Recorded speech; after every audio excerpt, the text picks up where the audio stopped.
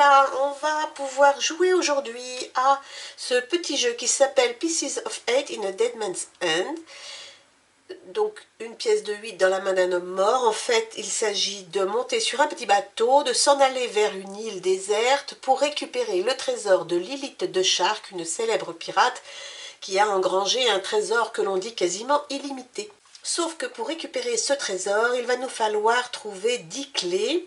Et il va falloir non seulement trouver ces clés, mais surtout se battre avec Lilith de Shark dans une partie de bataille de cartes endiablée. Et oui, c'est plus que c'était les pirates. Alors donc, on a donc pour jouer à ce jeu, nous avons une page à imprimer, jusque-là ça va. Un petit paquet de cartes. Bon, il n'y a pas... Mes cartes sont épaisses, hein, il n'y a pas trop de cartes, mais bon, un petit paquet de cartes à imprimer. Des petits jetons qui sont recto-verso.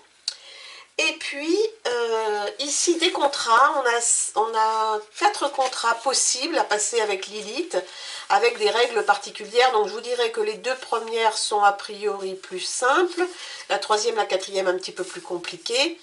On va jouer avec, peu importe, hein, de toute façon, les 2 premières n'ont que des récompenses un peu différentes, sinon la règle du jeu est à peu près la même.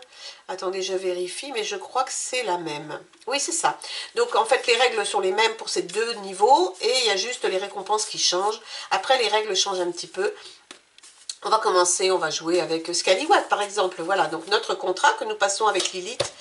Et puis, il nous faudra 2 dés aussi. Qu'est-ce qu'il me manque? Ben, c'est tout, je crois, j'ai tout ce qu'il me faut. Alors donc, comment est-ce qu'on va comment est-ce qu'on va découvrir en fait ces clés? Comment est-ce qu'on va pouvoir les obtenir? Eh bien, il va falloir utiliser ces petites pièces, on va les mettre dans notre grille, et il va falloir faire des combinaisons particulières pour pouvoir déplacer ces lignes et pousser donc des clés sur des pièces sur les zones de clés. Alors, on va commencer par prendre notre petit paquet de jetons. On va les mélanger. Alors, on peut les mettre dans un petit sac. Hein. Moi, j'ai pas de petit sac, donc on va faire 100. Et puis, on va les installer sur la grille, en commençant par le 1 jusqu'au 16. Alors, il y a 4 couleurs, en fait, dans ce paquet de cartes et dans ces jetons. Vous avez des bouteilles de whisky, vous avez des sabres, vous avez, si j'en trouve, des têtes de mort ou des bombes. Voilà, 4 couleurs.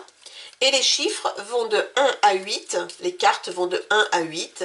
On va jouer à la bataille. Donc les plus grosses cartes battent les plus faibles, évidemment. L'As, c'est un 1, sauf quand il est avec un 8. Et dans ce cas-là, il gagne le 8. Il emporte le pli sur le 8. C'est la seule différence.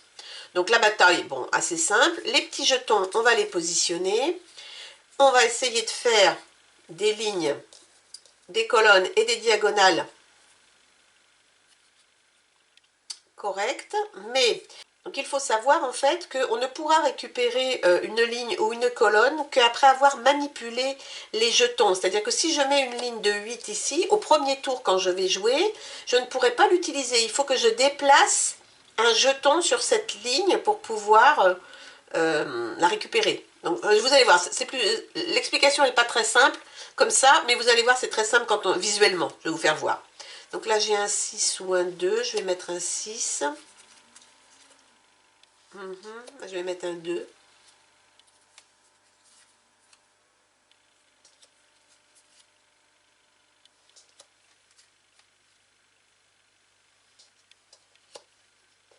J'essaie de répartir un petit peu, de mettre un peu toutes les couleurs et un peu tous les chiffres.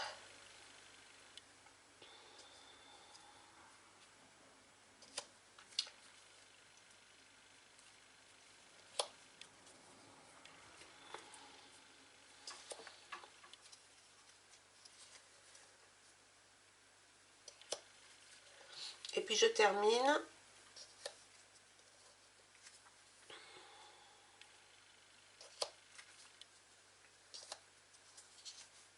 Voilà, je termine, je pose mes petits jetons. Donc là, ma petite grille est faite. Je vais mélanger les cartes. Je vais donner les cartes. Alors, une carte à Lilith. Lilith va jouer en haut. Je ne sais pas si vous allez voir. Oui. Une carte pour Lilith, une carte pour moi. Je lui en donne 4.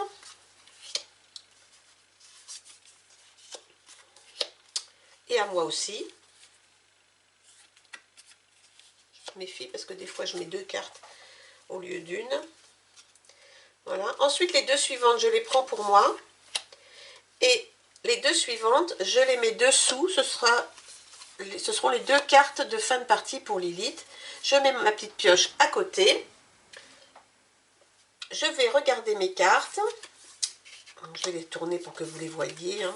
Le 7, le 4, un 4, un 2, ça c'est pas terrible. Un 6 et un 5. Voilà, alors vous avez mes cartes en bas, les cartes de Lilith en haut, qu'on ne voit pas pour l'instant, c'est normal. Et puis, voilà. Alors, on va donc jouer à la bataille. Pour commencer, c'est moi qui vais commencer. Je vais choisir une de mes cartes, essayer de remporter un pli.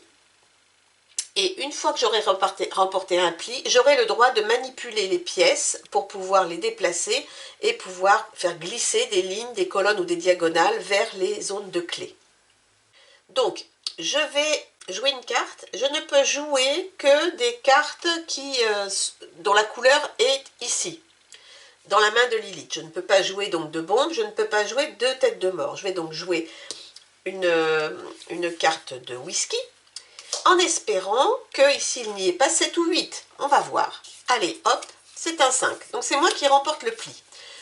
Dans les premiers contrats qu'on passe avec Lilith, on a le droit de regarder en fait les plis qui ont été faits. Donc ça donne un bien avantage parce qu'au fur et à mesure de la partie, on va savoir ce qui reste dans la partie. Très intéressant. Dans les parties plus compliquées, on retourne les plis, ce qui fait qu'il faut se souvenir. Bon, ok. Attendez, ça je vais le pousser, on n'en a pas besoin pour l'instant. Là, c'est moi qui ai gagné le pli.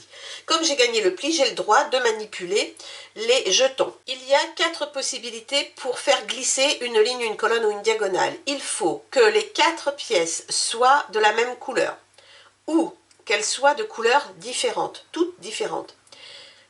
Ensuite, on peut avoir 4 chiffres égaux ou bien une rangée qui va de 2 à 8, 2, 4, 6, 8, dans un ordre ou dans l'autre, mais il faut quand même qu'elle soit ordonnée 2, 4, 6, 8. Et dans ce cas-là, on peut faire glisser une colonne. Alors, si je regarde, évidemment, là pour l'instant, je n'ai rien de prêt, évidemment. Il faut que je déplace une ligne, une colonne ou une diagonale. Je vais, ici j'ai 4, 6, 8. Alors ici, je pourrais utiliser cette colonne puisque il y a déjà 4 couleurs différentes, mais comme je vous ai dit, il faut une manipulation avant. S'il n'y a pas de manipulation de ma part, je ne peux pas récupérer de clé. Donc je vais en fait enlever le 4 ici. Je vais le remplacer par ce 8 ici. Dans les parties un peu plus compliquées, on ne peut échanger que 2 pièces côte à côte, adjacentes. Au début, on peut faire ce qu'on veut avec les pièces. On peut donc échanger des pièces, on peut les retourner à l'envers. Alors on voit sur la pièce la couleur qu'il y a en dessous. Ici, il y a une tête de mort, ici, il y a un sabre. On voit un petit icône. On peut échanger, on peut faire coulisser aussi une colonne ou une ligne, c'est-à-dire que je vais faire descendre toute la colonne. Par exemple, la pièce du bas va venir s'installer en haut et donc ce phénomène-là va faire bouger en fait les différentes autres lignes ou colonnes. Donc là, j'ai fait mon changement et j'ai 4 couleurs différentes. Donc je vais pouvoir faire glisser en fait cette colonne vers le haut, prendre une autre pièce dans ma petite réserve, et venir l'ajouter ici. Ben, là, il me faudrait un 8 pour pouvoir faire 2, 4, 6, 8 par exemple. Mais j'en ai pas, mais c'est pas grave, je vais mettre le 2. Voilà. Et mon tour n'est pas terminé. Il faut que je regarde si, à partir de ce déplacement ici, j'ai de nouvelles lignes ou colonnes qui se sont bien mises, quoi, si vous voulez. Donc là, par exemple, je regarde, non, là, j'ai pas les 4 couleurs, j'ai pas les 4 chiffres, donc c'est bon. C'est pas bon. Là, pareil. Et ici, alors ici, par contre, vous voyez, j'ai mes 4 couleurs différentes. Et comme c'est issu, en fait, de ce déplacement, je vais pouvoir à nouveau comboter, en fait, et rajouter ceci. Je prends la pièce suivante pour combler le trou. Je vais le combler comme ceci. Je regarde si ce déplacement a de nouveau provoqué quelque chose. Ici, il n'a rien provoqué, mais ici, à nouveau, il a provoqué une nouvelle, à nouveau la même chose, c'est-à-dire 4 couleurs différentes. Ah ben dites donc, là, je vais peut-être finir tout de suite finalement. Parce que quand on a réussi à avoir les 10 clés, la partie s'arrête. Hein. Qu'est-ce que je vais mettre ici? Je vais mettre un 6. Est-ce que ça fait quelque chose? Pareil, je recommence, je regarde. Ici rien, ici rien. Ici évidemment j'ai déjà une clé, donc c'est fini. Ici rien. Non, non, non, non, non, non. Ok. Bon, cette fois je crois que j'ai terminé. Une fois que j'ai terminé, comme c'est moi qui ai fait le pli, je peux décider si je donne cette carte à Lilith ou si je la prends. Je vais la donner à Lilith. Et puis je vais, voilà, et je vais prendre la suivante qui est un sabre, c'est un as. Ok. Deuxième tour, c'est à moi de jouer, c'est moi qui ai remporté le pli, donc je continue à jouer. Alors je pourrais peut-être essayer de jouer le 5, ben, ou le 7. Je vais prendre le 7 et je vais voir ce que Lilith a. Elle a un 4, donc je gagne à nouveau le tour. Alors que fais-je? Il faut que je bouge quelque chose. Ah ben vous voyez, j'aurais dû voir tout à l'heure, grosse erreur, j'aurais dû voir au tour tout à l'heure que ici, j'avais 4-2. Et je ne l'ai pas vu, donc tant pis pour moi. Et maintenant, je ne peux pas l'utiliser puisqu'il faut que je déplace quelque chose. Alors, qu'est-ce que je pourrais déplacer? Est-ce que j'ai un autre 2 que je pourrais venir mettre? Ben non, j'en ai pas d'autres, ils sont tous là. Donc j'ai perdu ma diagonale. C'est pas malin. C'est pas malin. Par contre, je pourrais éventuellement faire ceci pour obtenir encore une fois 4 couleurs différentes et avoir cette diagonale ici. Prendre un jeton, un 8 ou un 4, on va prendre le 4. Est-ce que ce déplacement a modifié des choses?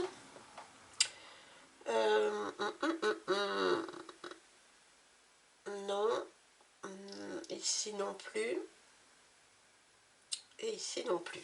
Bon, tour suivant, est-ce que je lui donne? Oui, je vais lui donner un squelette et je vais prendre la bombe qui suit. Toujours à moi de jouer. Je ne peux plus jouer de bombe et j'ai que des petites cartes.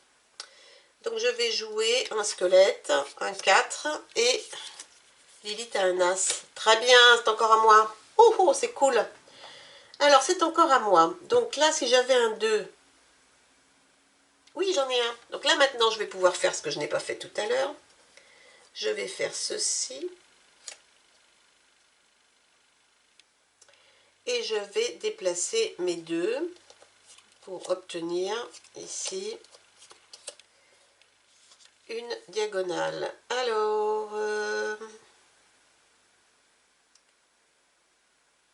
je vais mettre un 6 ici. Ok. Donc j'ai gagné. Alors est-ce que ça... Oui, il faut toujours que je revérifie si ça a modifié quelque chose. Mais non, ça n'a pas modifié grand-chose. Ça n'a pas modifié grand-chose. Si, ça a modifié ici que j'ai 4 couleurs différentes. Donc je vais me déplacer ici. Alors quand ça combote bien, ça peut être très rapide hein, comme partie.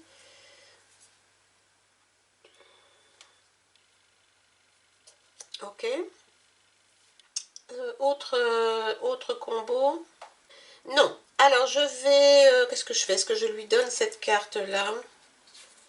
Oui. Je vais prendre le squelette. C'est un 6. Je ne peux pas jouer des squelettes. Je peux jouer juste mon 4 ou mon 1. Je vais jouer le 4. Et prendre la première. Et c'est un 7. Alors, cette fois-ci, c'est Lilith qui a gagné. Alors, qu'est-ce qui se passe quand Lilith gagne? Eh bien, elle va perturber nos plans. Puisque si je m'étais dit, par exemple, ah oui, tout à l'heure, ici, dans cette colonne-là, je ferai telle chose. Ici, je vais changer, je vais mettre quelque chose de vert ici, par exemple. Donc, ça pourrait être bien pour obtenir cette colonne. Bon, sauf que Lilith, elle a d'autres plans. On va lancer 2 dés.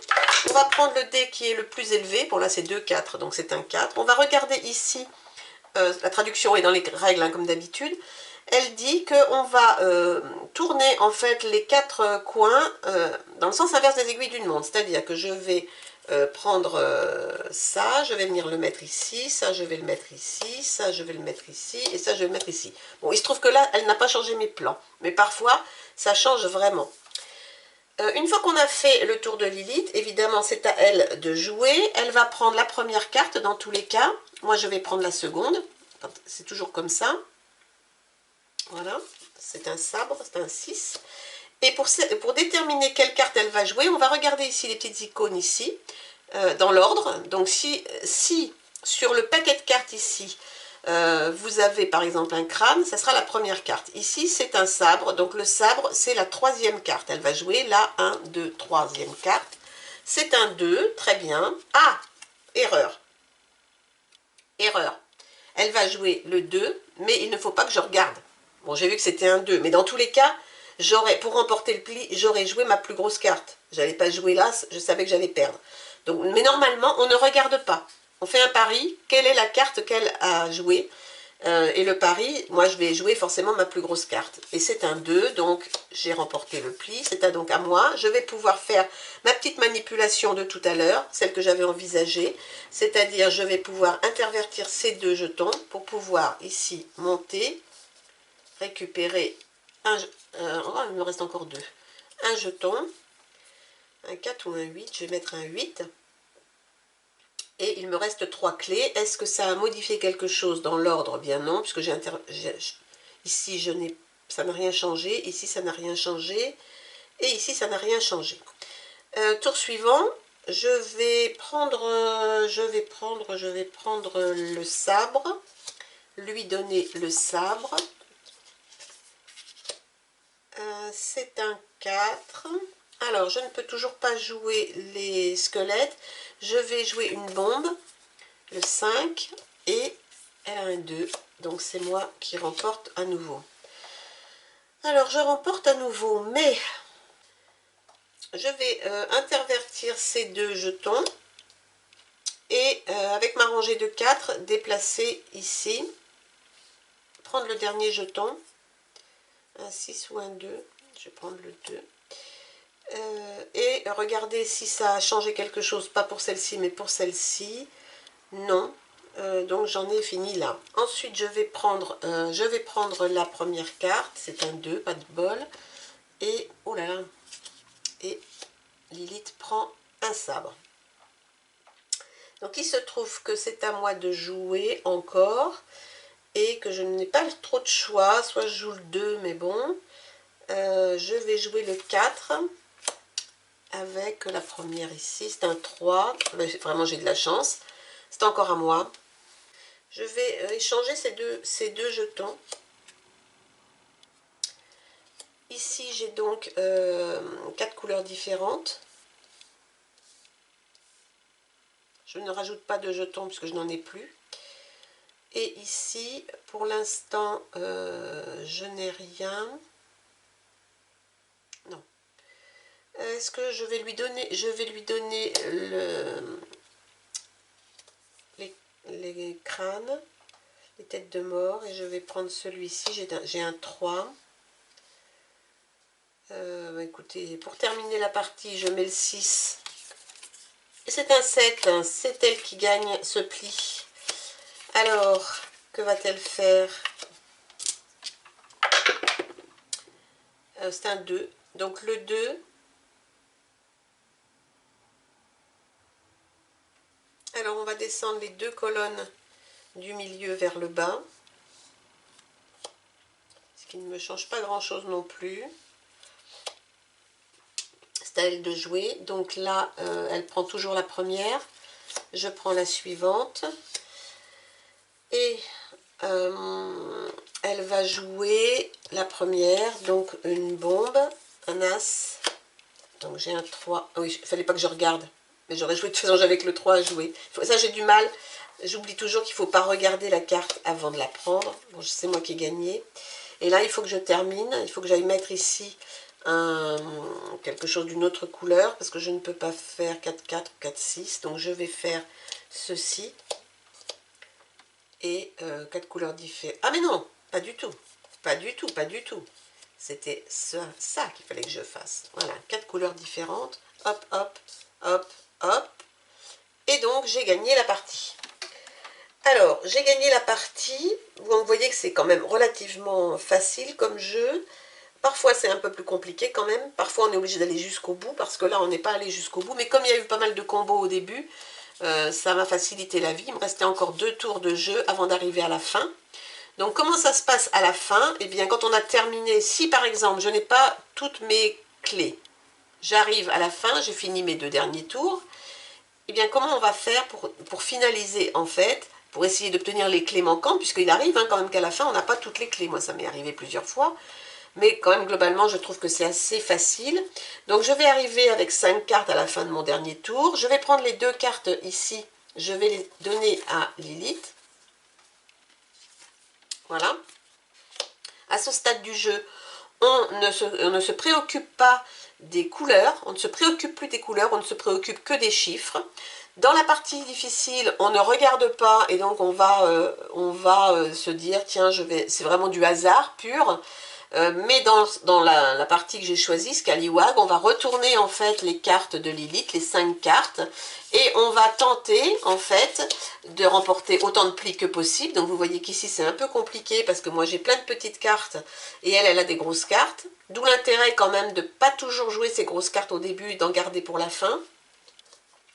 Là clairement, à part ce pli-là à la fin que je peux remporter, celui-ci je peux l'annuler, avec 2-5 je peux annuler, et puis les autres, eh bien, si j'ai un as, donc je peux remporter le premier, et puis les 2 autres je vais les perdre. Et ensuite on refait la même chose, c'est-à-dire que là celui-ci, ce pli-là je vais le gagner, comme je vais le gagner, je vais pouvoir manipuler, tenter d'obtenir les clés qui me manquent. Ensuite, c'est Lilith qui va remporter le pli, donc on va lancer le dé, elle va modifier encore le plateau pour brouiller les pistes. Puis le 5, les 2 5 vont s'annuler, il ne se passera rien. Là, c'est Lilith qui va remporter le pli. Elle va de nouveau modifier la grille. Et moi, il me restera un tour pour pouvoir, encore une fois, récupérer les clés manquantes. Voilà. Voilà comment se termine en fait la partie de Pieces of Fate. Bon, voilà, c'est un jeu assez sympa, amusant. J'avoue que c'est pas mon préféré, hein, c'est pas un jeu auquel je vais jouer régulièrement, clairement. Mais bon, ça passe un bon petit moment quand même. Si on veut, en plus, on peut vraiment, moi je réfléchis pas là, mais si on veut, on peut en plus réfléchir au meilleur combo. D'un autre côté, obtenir 10 clés, c'est quand même pas beaucoup. Ce qui fait que vous avez vu au début, comme j'ai eu 2-3 combos de suite, eh bien, tout de suite, la partie avance très vite. Voilà. Si vous réfléchissez un peu et que vous combotez en faisant glisser des colonnes et en essayant de réussir à remplir plusieurs clés, bon, la partie va vite et puis, bon, voilà. Mais je le joue en général sans trop réfléchir, justement, pour éviter de finir trop vite. Mais c'est quand même un petit jeu sympa, vraiment, bon, c'est original. La mécanique qui associe les cartes et les jetons et le travail sur une grille, je trouve que c'est intéressant, on ne voit pas ça très très souvent, donc j'aime bien. Voilà, bon, vous pouvez jouer à Pieces of Fate in a Dead Man's Hand, et bon, vous passerez un bon petit moment, mais bon, sans plus, mais un bon petit moment quand même. Voilà, et puis je vous retrouve bientôt pour, devinez quoi, un autre jeu. Allez, à bientôt, bye bye.